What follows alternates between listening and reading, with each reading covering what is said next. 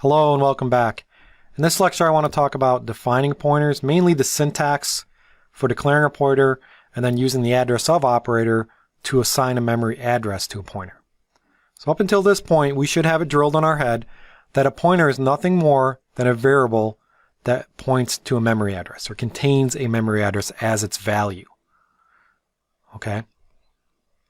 So declaring a pointer, it's not the same as creating a normal pointer.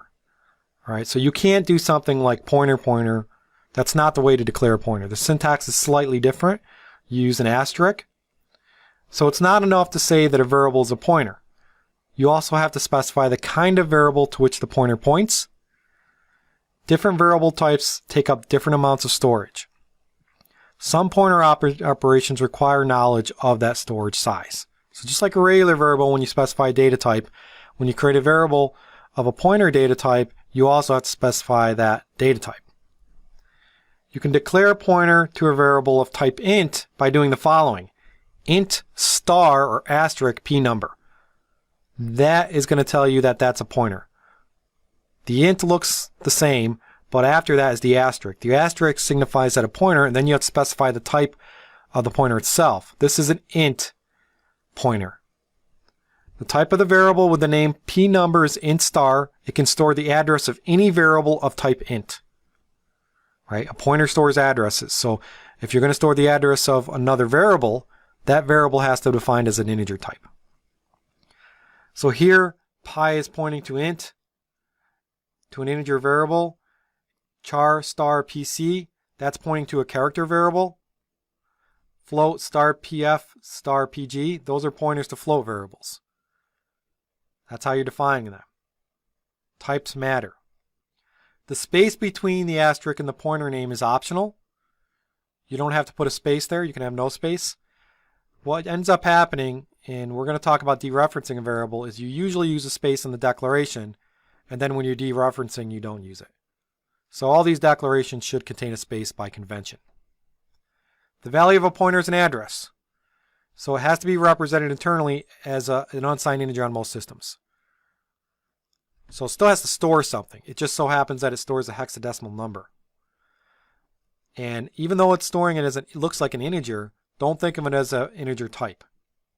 The same things that you can do with integers, you can't necessarily do with pointers, and vice versa. So even though if you try to print it out, it's going to look like a number, a hexadecimal number, it doesn't mean you can treat it like an integer. You can multiply one integer by another, for example, but you cannot multiply one pointer by another. A pointer really is a new type. It's not an integer type.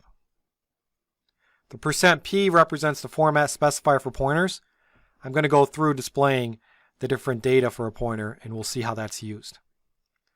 The previous declarations creates the variable, but there is no initialization. There's no assignment there.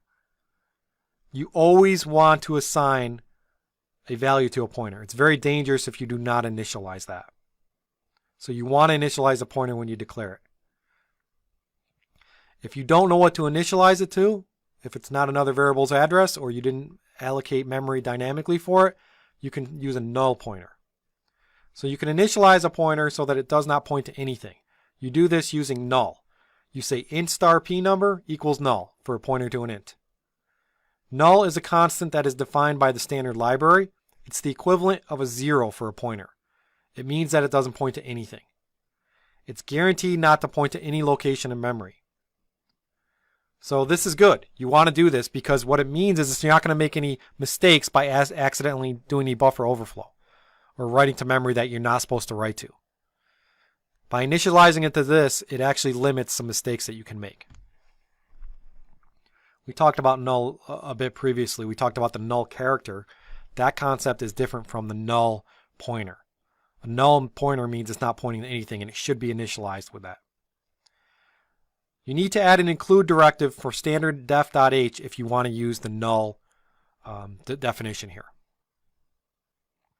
The address of operator. If you want to assign your pointer to some address, you can use the address of operator of an existing variable. So if you want to initialize your variable with the address of variable you have already declared, you use the address of operator, the ampersand. We've seen this when we've discuss the scanf function. Here we're assigning an integer value variable 99. We're creating a pointer of type int, and we're assigning it the address of number. We can do this because number is an int, and the pointer that we created is also pointing to an int. So all we have to do after the equals operator is use the ampersand. And so now p number is going to contain the address of number. The initial value of p number is the address of the variable number. The declaration of number must precede the declaration of the pointer that stores its address, because you cannot assign to a pointer something that doesn't have memory allocated. If you try to assign to that pointer number, number doesn't exist unless you do it after. In order to assign an address to a pointer, that address has to have memory allocated for it. Otherwise, the compiler is going to complain. Be careful though, because there's nothing special about the declaration of a pointer. You can declare regular variables and pointers in the same statement. So you could say double value, p value, fnum. In this statement here, this is only the second variable, p val, is a pointer. The other two are just doubles. That's a little bit more explicit, a little more obvious in that declaration, but what if you say int star pq? This implies that they're both pointers, and they're not. We only have one int pointer here, that's p. The variable q is just of type int. It's a common mistake to think that both p and q are pointers. So be careful when you're declaring a pointer on many variables on the same line. It's also a good idea to use names beginning with p as pointer names. This will tell you that that variable is a pointer by just looking at it. So usually you do all your declarations of variables at the top of a program, usually inside the main function. And if you want to look at those variables, when you see those variables used later in the program, you can easily identify the different data types or the different pointer types because they have p as a prefix. So this lecture just went over how you can define, declare a pointer, and then assign an address of an existing variable to a pointer. Now there are cases when you don't want to necessarily assign an existing variable a value of a pointer. Maybe you want to allocate new memory. We're going to talk about those in the subsequent lecture. But right now we're going to keep it simple. We're going to focus on using pointers of type ints and different easy types like doubles or floats. And we're going to concentrate on assigning existing variables the address of and see how that works. So let's move forward. Thank you.